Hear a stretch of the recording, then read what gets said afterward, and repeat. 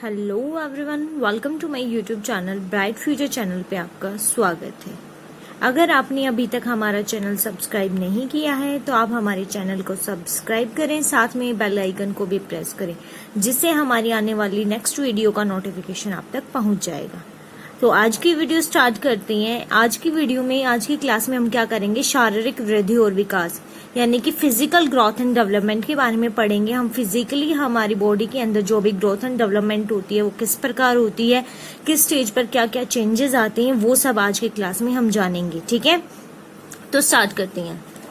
हमारे शारीरिक ढांचे और आंतरिक तथा बाह्य अवयवों में जन्म से लेकर मृत्यु तक कुछ ना कुछ परिवर्तन आते रहते हैं। सबसे पहले शारीरिक क्या होता है, यानी कि फिजिकली जो हमारे शरीर से संबंधित हो, उसकी ग्रोथ और डेवलपमेंट की बात की जा रही है। तो हमारे जो फिजिकली स्ट्रक्चर होता है बॉडी का, उसमें हमारे इंटरनल और एक्सटर्नल दो पार्ट्स होते हैं जो वो हमारे जन्म से लेकर मृत्यु तक उनके अंदर कुछ ना कुछ चेंजेस आते रहते हैं। जो चेंजेस आते हैं वही प्रोसेस होती है, जो चेंजेस की वही हमारी शारीरिक वृद्धि और विकास कहलाती हैं।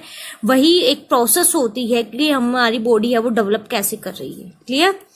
उसके बाद जो परिवर्तन है उनको अगर हम नॉर्मल देखें तो वो हमारे दो तरह से हो सकते हैं। जो भी चेंजेस आ रही हैं वो दो तरह से हो सकती हैं। डील डॉल एवं बाह्य ढांचे से संबंधित परिवर्तन, इसके अंदर क्या आएंगे, जो हमारा बॉडी स्ट्रक्चर है उससे संबंधित बाह्य यानी कि जो बाहर की हमारी बॉडी है उसमें परिवर्तन आना, जो बाहर से पता लग जाता है, दूसरे देख के पता बोलते हैं कि हाइट बढ़ गई है, वेट बढ़ गया, मोटा हो गया है। जो भी ये चेंजेस आते हैं वो हमारे बाहर से बाह्य रूप से होना, ठीक है, वो हमारे किसके अंदर आएंगे, बाह्य ढांचे से संबंधित परिवर्तन के अंतर्गत आएंगे। डील डोल यानी कि पहले से हेल्थ बहुत ज्यादा अच्छी हो जाना, वो सब इसके अंदर चेंजेस बताई गई हैं। नेक्स्ट है हमारा आंतरिक अवयवों में होने वाले परिवर्तन। आंतरिक यानी कि अंदर के, ठीक है, अंदर के यानी कि इंटरनल होते हैं जो हमारे, उन अवयवों में जो चेंजेस आते हैं अंदर, जो हमारे पार्ट्स है, जैसे नर्वस सिस्टम हो गया हमारा, मांसपेशियां हो गई, सर्कुलर सिस्टम हो गया, जो ये सारे सिस्टम होते हैं उनमें जो चेंजेस आती है, जिनके कारण बाहर हमारी बॉडी में ग्रोथ एंड डेवलपमेंट दिखाई देता है, वो हमारा फिजिकल डेवलपमेंट कहलाता है, ग्रोथ डेवलपमेंट कहलाता है। ठीक है, ग्रोथ और डेवलपमेंट कहलाता है। क्लियर। तो हम क्या अपने मीनिंग क्या जाना कि जो हमारा फिजिकल डेवलपमेंट है उसके वृद्धि और विकास है, उसका मीनिंग क्या है, क्या समझे आप कि जो भी हमारा फिजिकली रूप से जो हमारा बॉडी स्ट्रक्चर है वो हमारा जन्म होता है जब बच्चे का, वहां तब से लेकर जब तक मृत्यु होती है तब जो भी उसके अंदर चेंजेस आते रहते हैं, जो इंटरनल भी हो सकते हैं और हमारे एक्सटर्नल भी हो सकते हैं, दोनों तरह के जो चेंजेस होते हैं वही हमारा फिजिकली ग्रोथ और डेवलपमेंट होता है। क्लियर। अब उसके बाद देखते हैं हम, जो बालक होते हैं, जो बच्चे होते हैं, उनकी शारीरिक वृद्धि और विकास के सामान्य रूप क्या क्या है। ऐसे तो आपने देखा होगा कि हर बच्चे का, हर व्यक्ति के अपने कुछ इंडिविजुअली डिफरेंसेस होते हैं। इंडिविजुअली डिफरेंस यानी कि व्यक्तिगत रूप से उनमें भेद होते हैं। किसी की रुचि किसी चीज में होती है, कोई शारीरिक रूप से स्वस्थ बहुत ज्यादा होता है, किसी में मानसिक बुद्धि बहुत ज्यादा होती है, कोई प्रतिभाशाली बच्चे होते हैं, यानी कि बहुत सारे भेद पाए जाते हैं उसकी योग्यता को लेकर, मानसिक रूप से लेकर हर तरह से उसमें शारीरिक भेद होते हैं, जिन्हें हम इंडिविजुअली डिफरेंसेस कहते हैं। क्लियर। तो उन सब को ध्यान में रखकर हम मेन पॉइंट्स की बात करें कि शारीरिक वृद्धि और विकास बच्चे में किस प्रकार होता है, तो वो कुछ पॉइंट्स है जो मैंने आपके लिए राइट डाउन किए हैं, तो देखते हैं उन्हें। फर्स्ट पॉइंट है हमारा ऊंचाई और भार में वृद्धि का सामान्य रूप। जब भी हम हाइट और वेट की बात करें तो उसमें हमारी जो वृद्धि होती है, हमारी बॉडी है जो ग्रोथ कर रही है, उसका सामान्य रूप होता है जो स्टेज के अकॉर्डिंग चेंज होता रहता है। तो बच्चे का जब जन्म होता है तब बच्चे की अगर बात की जाए तो बच्चे का जन्म के समय बच्चे की हाइट होती है जो वो 19 से 20 इंच होती है। एक तरह से ये आपके सीटेड के क्वेश्चंस होते हैं जो उनमें भी पूछा जाता है। अदर टैट होते हैं हमारे एच टैट वगैरह में, साइकोलॉजी के अंदर आपके इस तरह के प्रश्न पूछे जाते हैं कि बच्चे की जन्म के समय जो हाइट होती है वो कितनी हो सकती है। 19 या 20 इंच बच्चे की हाइट होती है। अगर हम वेट की बात करें तो बच्चे के वेट में क्या होता है, 7 या 8 पाउंड के लगभग बच्चे का वेट होता है जन्म के समय। ठीक है, तो इसी अगर हम बात करें जन्म से लेकर स्टेजेस के अकॉर्डिंग, तो अगर बॉयज के कंपैरिजन में जो गर्ल्स होती हैं उनका वेट है वो कम होता है। बॉयज का वेट ज्यादा होता है, कहने का मतलब है जब बच्चे का जन्म होता है तब की बात में, यानी कि शिशु अवस्था की बात की जाए, जब शैशव अवस्था में बच्चा होता है उसके बाद बच्चे में चेंजेस आते रहते हैं कि 6 महीने के बच्चे में किस तरह का वजन वेट हो जाएगा, हाइट कितनी हो जाएगी। इसी तरह हमारी पूरी जो प्रोसेस है वो हमारी किशोरावस्था खत्म होने तक की पूरी टेबल होती है, जिसका लिंक आपको डिस्क्रिप्शन बॉक्स में दे दूंगी मैं, जो जहां से आप उसे अच्छे से लर्न कर ले, समझ ले, अपनी जो अंडरस्टैंडिंग पावर है वहीं से आप अपनी डेवलप कर सकते हैं। कैसे? क्योंकि अभी ये बताने के बाद मैं आपके स्टेजेस के बारे में अच्छे से बताऊंगी, वहां से आपको इजीली समझ आएगा। डिस्क्रिप्शन बॉक्स जरूर चेक करें क्योंकि उसमें आपका बहुत हेल्पफुल होगा आपके लिए, क्योंकि HTET CTET जो हमारे मेन टेट होते हैं उनमें इस तरह के क्वेश्चंस पूछे जाते हैं। उसके बाद सेकंड पॉइंट है हमारा शारीरिक अनुपात में परिवर्तन। शारीरिक अनुपात में परिवर्तन की जब बात की जाती है, जो फिजिकली हमारी बॉडी में चेंजेस हो रहे हैं उनका रेशो की बात हो रही है यहाँ पे। बालक का जो शारीरिक अवयव होते हैं, जो उसके एस्पेक्ट्स होते हैं, उनमें भी एक तरह से चेंजेस आते रहते हैं। जैसे कि बच्चे का जब जन्म होता है, आपने देखा होगा न्यू बॉर्न बेबी होता है, जो न्यू बॉर्न बेबी होता है उसका जो सिर होता है, हेड होता है, वो सबसे भारी होता है। कहने का मतलब है बच्चे के जन्म के समय जो बच्चे का सिर होता है उसकी पूरी अगर हम लंबाई देखें, हाइट वेट देखें, तो बच्चे के सिर में सबसे ज्यादा वेट होता है और वो भारी होता है। लंबा कहने का मतलब ये है कि 1/4 भाग होता है जो उसका 1/4 बात की जाए तो 1/4 उसका सिर होता है। ये क्वेश्चन भी सीटेट में पूछा जाता है, काफी बार पूछा जा चुका है। लेकिन जैसे जैसे बच्चे की एज बढ़ती जाती है उसके अकॉर्डिंग बच्चे के हाथ पैर बाजू जो होती है वो अधिक लंबे चौड़े होते चले जाते हैं और सिर है उसकी जो साइज है वो छोटा होता चला जाता है। लेकिन जन्म के समय की बात की जाए तो बच्चे का जो सिर होता है उसके संपूर्ण शरीर की लंबाई का 1/4 भाग होता है। क्लियर? नेक्स्ट है हमारा हड्डियों से संबंधित वृद्धि एवं विकास। हड्डियां होती है जो हमारी बोन्स होती है, उनसे हमारी वृद्धि और विकास का क्या संबंध है, किस तरह बच्चे में शारीरिक विकास होता है।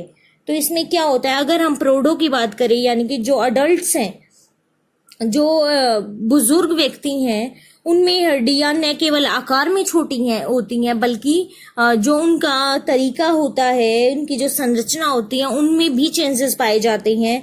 एक तरह से जो बच्चे की बॉडी में जो बोन्स होती है वो मुलायम होती हैं, क्योंकि बच्चा न्यू बॉर्न होता है उसमें हड्डियों की संख्या भी ज्यादा होती है। बच्चे की बहुत ज्यादा फ्लेक्सिबल होती हैं बोन्स, मांसपेशियां हड्डियां होती हैं जो बहुत ही लचीली होती है, बच्चा हाथ पैर मारता रहता है। अगर हड्डियों के अलावा अगर हम दांत की बात करें, इसमें दांत के बारे में जाने बच्चे की, तो जो बच्चे के टीथ होते हैं, दांत होते हैं, वो नॉर्मली 2 साल के बच्चे की जब एज होती है तब तक सारे दूध के दांत हैं वो निकल जाते हैं। और जो बच्चे के परमानेंट टीथ होते हैं, स्थायी दांत बोलते हैं जिन्हें हम, वो 5 साल की उम्र के लगभग निकलने शुरू हो जाते तब तक निकल जाते हैं। और क्या आपने सुना भी होगा कि अक्ल दाढ़ होती है जो, वो नॉर्मली 25 वर्ष तक निकलती है। 17 से 25 वर्ष के बच्चे का जब हो जाता है, किशोरावस्था से बच्चा गुजर के आगे अडल्ट एज में आ जाता है, तब बच्चे की मैच्योरिटी पावर सारी बच्चा कवर कर लेता है, तो उसे उस समय 17 से 25 वर्ष की आयु में बच्चे में अक्लदाढ़ निकलती है। आपने सुना भी होगा ये, ठीक है। फिर नेक्स्ट पॉइंट है हमारा आंतरिक अंगों में वृद्धि और विकास। आंतरिक अंग कौन से होते हैं हमारे? इंटरनल जो हमारी ऑर्गन्स होती हैं इंटरनल, उनके उसके अंदर ग्रोथ और डेवलपमेंट की क्या भूमिका होती है, किस प्रकार हमारे फिजिकली डेवलप होती हैं। तो आंतरिक अंग जब है इंटरनल पार्ट्स की बात करें कि उसमें क्या क्या आता है, हमारे सबसे पहले नंबर पे आता है स्नायु संस्थान, यानी कि जो हमारा नर्वस सिस्टम होता है, नर्वस सिस्टम होता है वो हमारा स्नायु संस्थान होता है। इसके अंतर्गत क्या होता है, इसके अंतर्गत जब बच्चा माँ के गर्भ से जन्म लेता है उसके समय से 4 साल तक जब बच्चे का जो नर्वस सिस्टम होता है वो बहुत ज्यादा तेजी से विकसित होता है। क्योंकि आपने देखा होगा जब छोटा बच्चा होता है उसमें हर कार्य को करने की तीव्रता होती है, बहुत ही फ्लेक्सिबल होता है बच्चा। तो इसी प्रकार जो उसकी स्नायु कोशिकाएं होती है, सेल्स होते हैं, उनकी आकार और संख्या होती है वो भी वृद्धि होती जाती है, वो भी बढ़ती जाती है। लेकिन जन्म के कुछ समय के बाद है उनका निर्माण है वो रुक जाता है और हमारी जो मैच्योरिटी पावर होती है, अपरिपक्वता रह जाती है, मैच्योर नहीं रह हो पाते हैं हम, पूरा विकास कार्य वो लेकिन वो चलता रहता है। ठीक है। मतलब जैसे जैसे बच्चे की एज बढ़ती जाती है तो उसमें जो हमारा नर्वस सिस्टम है उससे संबंधित जो डेवलपमेंट होता है वो धीमी गति हो जाती है, उसकी लो लेवल होता चला जाता है। ठीक है।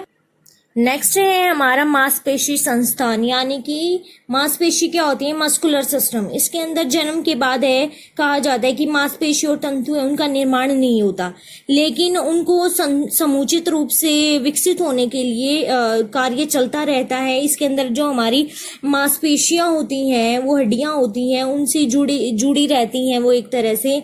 इसके अंतर्गत जो मांसपेशियां होती हैं उनमें चेंजेस आने लग जाते हैं, जैसे आकृति, आकार, संरचना, उनमें अंतर पाई जाती हैं।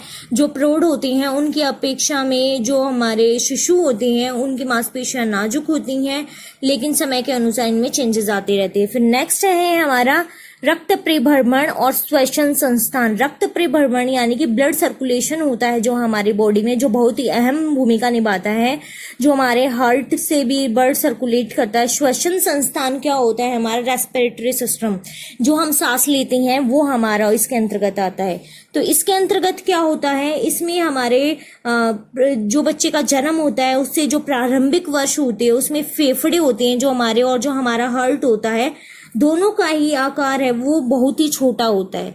ठीक है। लेकिन आयु के साथ साथ उनके आकार और जो वेट होता है वो बढ़ता चला जाता है, और जब वो एडोलसेंस पीरियड अवस्था में चले जाते हैं यानी कि किशोरावस्था की समाप्ति तक पहुंचते हैं तो उनका पर्याप्त रूप से विकास हो जाता है, वो पूर्ण रूप से डेवलप हो जाते हैं। ठीक है। तो इसमें हमारा किसके बारे में बताया गया है, सर्कुलेटरी, ब्लड सर्कुलेट होता है जो हमारा रेस्पिरेटरी सिस्टम होता है उसके बारे में बताया। नेक्स्ट है फिर हमारा पाचन संस्थान यानी कि डाइजेस्ट सिस्टम। इसके अंदर डाइजेस्ट सिस्टम में क्या होता है, जो हमारा भोजन हम करते हैं वो डाइजेस्ट होता है। जब बच्चे का जन्म होता है तो बच्चे के जो खाना बच्चा खाता है उसका आकार होता है वो बहुत ही छोटा होता है, यानी कि बच्चे का जो खाना पेट के अंदर जाता है प्रौढ़ों की तुलना में बच्चे का पेट का आकार बहुत ही छोटा होता है। इसमें पेट, मान लो एग्जाम्पल के तौर पर मैं आपको समझाती हूँ कि जो प्रौढ़ है उनका पेट का आकार एक बैग की तरह होता है, लेकिन जो बच्चा होता है वो ट्यूब्स होती है, जो हमारी नली होती है उसकी शेप में होता है एक तरह से। इसी कारण है जो बच्चा है वो पेट में एक साथ कम भोजन ले पाता है और जल्दी ही उसे भूख लग जाती है, लेकिन प्रौढ़ों को बार बार खाने की जरूरत नहीं पड़ती है। तो हमें बच्चे को बार बार भोजन कराने की बजाय बच्चे को बैलेंस डाइट देनी चाहिए, संतुलित आहार खिलाना चाहिए, जिससे बच्चे का पाचन संस्थान है, डाइजेस्ट सिस्टम है, वो अच्छे से डेवलप हो सके। नेक्स्ट है हमारा लिम्फेटिक संस्थान। लिम्फेटिक संस्थान के अंदर क्या होता है, लिम्फेटिक जो सिस्टम होता है इसका कार्य क्या होता है, सबसे पहले आपको ये पता होना चाहिए। जो हमारा लिम्फेटिक संस्थान होता है इसका कार्य क्या होता है, जो भी हमारी बॉडी के अंदर अनावश्यक पदार्थ होती हैं, जैसे कि हमारी बॉडी से पसीने का बाहर निकलना, मल मूत्र है इनका बाहर निकलना, जो शरीर के अंदर पैदा होती हैं उनको रोगाणु, कहने का मतलब है जो हमारे बॉडी के अंदर रोग हो जाते हैं या फिर अनावश्यक पदार्थ होता है उनका बाहर निकलना, और रोग होते हैं जो अणु, रोगों से जो अणु उत्पन्न होते हैं उनका विनाश करना। आपने सुना भी होगा कि 11 से 12 वर्ष की आयु में बहुत कम मौतें होती है, मृत्यु कम होती है, क्योंकि 11 से 12 वर्ष की आयु में जो हमारा लिम्फेटिक सिस्टम होता है वो अपनी पर्याप्त गति को प्राप्त होता है, बहुत ही विकसित रूप से उसका डेवलप हो जाता है, वो अपने शिखर पर होता है, तो उस कारण वहां पे मौतें कम होती है क्योंकि वो रोगाणुओं का विनाश कर देता है। फिर नेक्स्ट एंड लास्ट है हमारा प्रजनन संस्थान, यानी कि रिप्रोडक्टिव सिस्टम होता है जो हमारा, इसके अंतर्गत क्या होता है, जो प्रजनन अंग होते हैं उनका विकास है वो स्टेजेस के अकॉर्डिंग होता है। जब बच्चे बाल अवस्था में होते हैं तो उस समय उसकी बहुत धीमी गति से होता है, लेकिन जब वो किशोरावस्था में पहुंचते हैं तब उसका प्रजनन संस्थान होते हैं, जो हमारे रिप्रोडक्टिव सिस्टम होता है वो अपनी तीव्र गति को प्राप्त हो जाता है और बच्चे में जो हमारे इंटरनल पार्ट्स होते हैं उनका डेवलपमेंट होना शुरू हो जाता है। इसके बाद हमें क्या दिया गया है इसके बाद शारीरिक वृद्धि और विकास। हमने अभी शारीरिक वृद्धि और विकास के बारे में पढ़ा, तो ये मैंने मेन पॉइंट्स आपके लिए लिखे हैं कि किस स्टेज में बच्चे की कितनी तीव्र गति से उसका डेवलपमेंट होना शुरू होता है और किस समय वो कम गति से करता है डेवलपमेंट। ठीक है, तो 2 से 3 वर्ष के बच्चे में विकास की गति है वो बहुत ज्यादा तीव्र हो जाती। कहने का मतलब जब बच्चा शिशुअवस्था में होता है उस समय बच्चे का डेवलपमेंट है वो बहुत ही तेजी से होता है। जैसे कि आपको पता है कि बच्चा बहुत ज्यादा फ्लेक्सिबल होता है, हर कार्य को करने के लिए उत्सुक रहता है। फिर नेक्स्ट है 4 वर्ष से किशोरावस्था तक शुरू होने तक मंद गति में आगे बढ़ता रहता है। यानी कि जब बच्चा 4 वर्ष का हो जाता है उससे जब बच्चा एडोलसेंस पीरियड में आता है तब तक उसकी शारीरिक वृद्धि और विकास की दर होती है वो मंद हो जाती है, धीमी गति से होती है। किशोरावस्था में फिर वही उस तीव्रता पकड़ लेता है, अधिक तीव्रता से उसका डेवलपमेंट होता है। और लास्ट के ईयर में जब प्रौढ़ावस्था तक पहुंचने वाला होता है, जब वो परिपक्वता यानी कि मैच्योरिटी पूरी ग्रहण कर लेता है तो दोबारा उसमें पुनः गिरावट आने लग जाती है उसके वृद्धि और डेवलपमेंट में, क्योंकि तब तक उसने सारा वृद्धि और डेवलपमेंट उसका मैच्योर हो चुका है पूर्ण रूप से। ओके, नेक्स्ट है हमारा शारीरिक वृद्धि और विकास को प्रभावित करने वाले कारक। यानी कि शारीरिक वृद्धि है जो हमारा फिजिकली ग्रोथ एंड डेवलपमेंट है उसके कौन कौन से जो हमारे कंपोनेंट्स हैं जो उसको इफेक्ट करते हैं। मेनली हमारे वंशानुक्रम और वातावरण मेन पार्ट्स हैं जो उसको इफेक्ट करते हैं। यानी कि जो हमारी हेरिडिटी और इन्वायरमेंट होता है ये इसमें बहुत ही महत्वपूर्ण भूमिका निभाते हैं, जिसके अंतर्गत क्या क्या आ जाता है हमारा जब बच्चे माँ के गर्भ में होता है उस समय जो उसे पैतृक रूप से जो भी सुविधाएं दी जाती है, विशेषताएं होती है वो किस प्रकार की होती है। जन्म के समय बच्चों की संख्या ट्विंस है या एक बच्चे का जन्म हो रहा है, माता का मानसिक रूप से और शारीरिक रूप से क्या सिचुएशन है, पूर्ण रूप से स्वस्थ है या नहीं है। जन्म के बाद शिशु और माता की देखभाल अच्छे से हो रही है, बच्चा सिजेरियन है या फिर नॉर्मल डिलीवरी हुई है बच्चे की, बच्चे का जन्म के बाद पालन पोषण अच्छे से हो पा रहा है या नहीं, और वातावरण है जो बच्चे को वो किस प्रकार मिल पा रहा है, उसे पूर्ण रूप से सभी सुविधाएं मिल रही है, बच्चा एडजस्टमेंट कर पा रहा है घर पे, उसे पूर्ण रूप से विश्राम, म्यूजिकल इंस्ट्रूमेंट जिसकी बच्चे की आवश्यकता है उसके अकॉर्डिंग बच्चे को क्या मिल पा रहा है और क्या नहीं। एंड लास्ट है चिकित्सा सुविधाएं। अगर बच्चे को किसी प्रकार की प्रॉब्लम हो जाती है तो बच्चे को चिकित्सा सुविधाएं दी जा रही है या उसमें भी किसी प्रकार की प्रॉब्लम हो रही है। तो ये सारे जो हमारे इफेक्ट्स क्या क्या इफेक्ट पड़ता है हमारे डेवलपमेंट पे। फिजिकली डेवलपमेंट की बात की जाए तो हमारा जन्म से लेकर मृत्यु तक जो भी अगर बीच में कोई हमारे साथ दुर्घटना हो जाती है उसका भी बहुत बड़ा इफेक्ट पड़ता है इन सब चीजों पे। फिर नेक्स्ट है हमारा शारीरिक वृद्धि और विकास का महत्व और शैक्षिक उपयोगिता। ये बहुत ही इंपॉर्टेंट होता है। पेपर जो हमारे एग्जाम होते हैं उनमें इससे रिलेटेड क्वेश्चन पूछे जाते हैं घुमा फिरा के कि बच्चा कंफ्यूज हो जाते हैं। डायरेक्ट ऐसा क्वेश्चन तो आएगा नहीं कि जो आपने फिजिकल डेवलपमेंट पढ़ा है उसकी इंपॉर्टेंस क्या होती है और वो आपके लिए क्यों जरूरी है, उसकी शिक्षा जो आपने ली है उसके सिग्निफिकेंस क्या है, ये नहीं पूछा जाता है। उसमें बच्चे से इस तरह का क्वेश्चन पुटअप किया जाता है कि बच्चा कंफ्यूज हो जाता है। तो आपको पता होना चाहिए अपनी जो शारीरिक, आप एज अ टीचर अगर बात कर रहे हैं तो आपने शारीरिक वृद्धि और विकास की नॉलेज किस लिए गेन की है, क्योंकि आप साइकोलॉजी की बात की जा रही है, एडजस्टमेंट की बात की जा रही है, मनोविज्ञान और समायोजन संबंधी जो समस्याएं हैं आप उनसे अवगत हो सके, बच्चे को गाइडेंस दे सकें कि अगर ये प्रॉब्लम है तो चेकअप करवाए जो भी परेशानी है उसका। नेक्स्ट फिर हमारा समुचित विकास। बच्चे का हमें समुचित रूप से संपूर्ण विकास करना है, ऑलराउंड डेवलपमेंट करना है, तो उसमें शारीरिक वृद्धि और विकास, फिजिकली डेवलपमेंट एक अपनी महत्वपूर्ण भूमिका निभाता है जो आपने अभी पढ़ा उसके बारे में। फिर नेक्स्ट है हमारा बालक की रुचियां, आवश्यकताएं, इच्छाएं, दृष्टिकोण और संपूर्ण व्यवहार शारीरिक वृद्धि पर निर्भर करता है। यानी कि बच्चे को अगर शारीरिक रूप से जो बच्चे को फिजिकली ग्रोथ हो रही है वो उस किस पर डिपेंड करेगा, बच्चे की इंटरेस्ट किस चीज में है, बच्चे को किस चीज की नीड है और क्या मिल रहा है। यानी कि हेरिडिटी और हमारा इन्वायरमेंट जो आपको अभी मैंने फैक्ट्स बताए थे क्या क्या पढ़ेंगे, वो सब बच्चे के इन्वायरमेंट का असर पड़ता है इस पर। नेक्स्ट एंड लास्ट है हमारा सामान्य ढांचे से परिचित। इसके अंतर्गत हमारा जो टीचर है वो सामान्य ढांचे से परिचित हो जाती है, उसे नॉलेज हो जाती है कि बच्चे में ये कमियां हैं, किस कारण आई है, बच्चे में कौन सा इंटरनल पार्ट्स में जो हमारे आंतरिक अवयव हैं वो अच्छे से डेवलप हो पा रहे हैं या नहीं, या फिर किसी प्रकार की कमी रह जाती है खाने पीने की, बच्चे को संतुलित बैलेंस डाइट नहीं मिल पा रही है, जो पूर्ण रूप से चिकित्सा सुविधाएं नहीं मिल पा रही है। तो वो सब कुल मिला के टीचर को हर प्रकार की नॉलेज हो जाती है। तो इसी के साथ हमारी क्लास कंप्लीट होती है। आशा करती हूँ आपको आज की क्लास अच्छे से समझ आई होगी। आज हमने फिजिकल ग्रोथ एंड डेवलपमेंट के बारे में जाना। अगर आपको आज की वीडियो अच्छी लगे, आपके लिए हेल्पफुल है, तो आप वीडियो को लाइक करना ना भूलें, अधिक से अधिक शेयर करें। Okay, thank you.